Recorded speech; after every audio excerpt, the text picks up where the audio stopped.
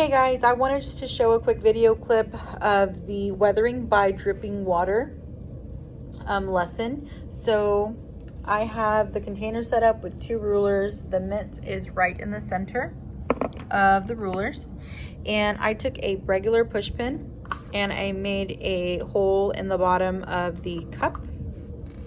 So I'm just going to place the hole right in the middle. So that way the water drips onto the model rock model.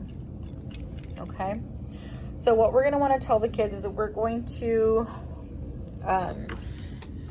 show a model of how dripping water can affect the shape of rocks. So you're going to want to have the kids record a drawing of the before picture of what the mint looks like, which is our model rock. And then you're going to go ahead and tell them to make very close observations.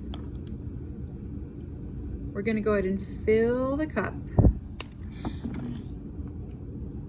And then as you can see, the water is dripping on the model. Okay. So very shortly, you're going to start to see what we're going to call sediment start to break away from the rock itself. So you can see that right there, the water is dripping.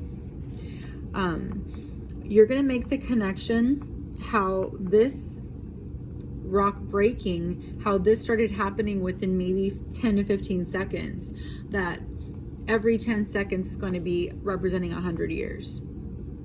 Okay, so it's this model, the limitation is the time. What we're doing is we're trying to speed up what happens in nature, so that way they can see the effect of it in a regular learning classroom environment.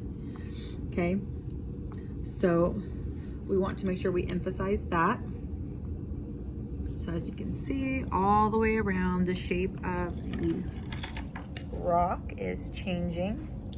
And this is a great model because it has small pieces that actually kind of look like sediment. So I really like using this mint model. So this lesson right here can be done under the docu-camera. You can bring the kids to the carpet, which I highly recommend.